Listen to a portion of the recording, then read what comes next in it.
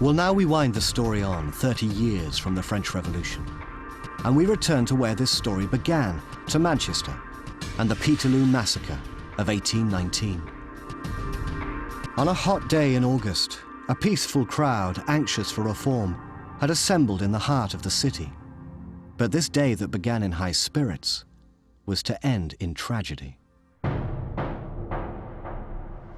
This is the actual spot where the massacre took place. All of this over there was open space, St. Peter's Fields. And somewhere along here they constructed hustings, basically a raised platform where political speakers could address the crowd. Don't forget, this was the days before television, before radio. Politics back then was face-to-face. If you wanted to be a part of what was happening, you had to be where the action was. And in August 1819, all of Manchester was abuzz with the news of this mass meeting where the great speaker, Henry Hunt, would address the crowd. From all across Manchester and beyond, they'd come. From Stockport, from Oldham, from Ashton, from Middleton, men, women, children. They'd brought food with them. This was to be a picnic. But before I describe what happened next, the infamous Peterloo Massacre, I want to ask one question. What's changed? What has changed since the days of the Glorious Revolution? What's changed more recently, since the days of Tom Paine? Why now, in 1819, have 60,000 people come here to Manchester to demand reform? Well, I'll tell you, everything's changed. In the decades leading up to Peterloo, Britain was transformed as never before. And here in Manchester, the clues to that transformation are all around us.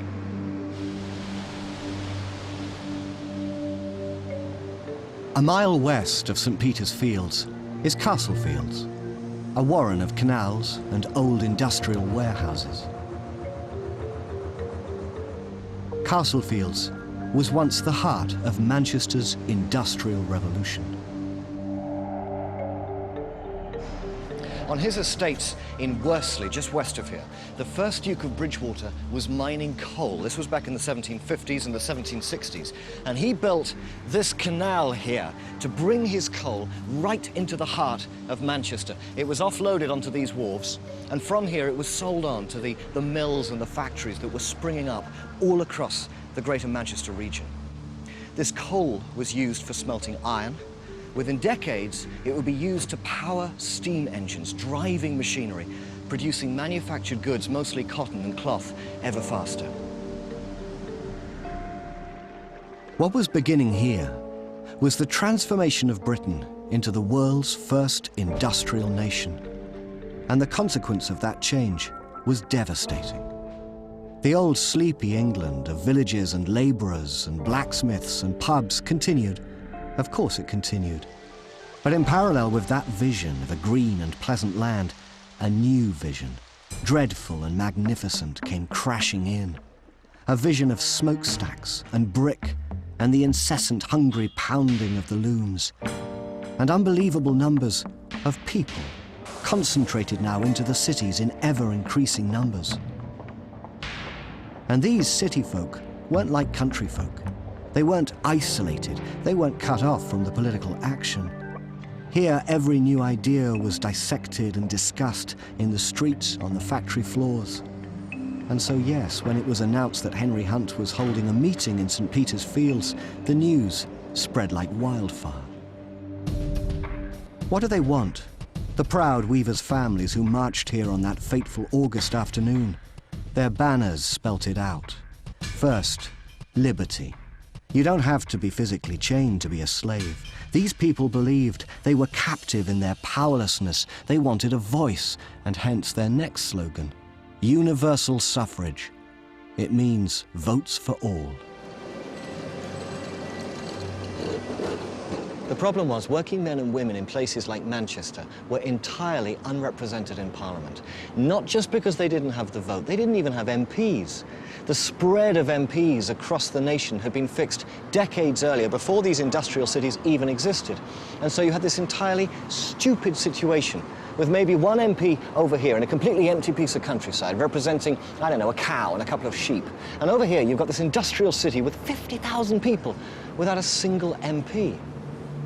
And it suited the ruling elite just fine. Why? Because power stayed with the landowners. Hardly surprising Henry Hunt called for reform. But from the windows of number 6 Mount Street, the local magistrates were watching, and what they saw were the first stirrings of revolution. Hard to know what was going through their minds. We know the crowd had peaceable intentions. The fact they brought their children with them proves that. And yet these magistrates described the crowd as a mob. I think maybe they were just so blinded by prejudice and fear. They were just so determined to see these people as the enemies of property. They failed to notice the marching band, the laughter, the carnival atmosphere. And they signed a warrant for Henry Hunt's arrest. The troops sent in to arrest Hunt had all had their swords sharpened. Some, witnesses said, were rolling about on their horses as if drunk. They galloped into the crowd. Swords flashed in the afternoon sunlight. 140 people were injured. 15 people died.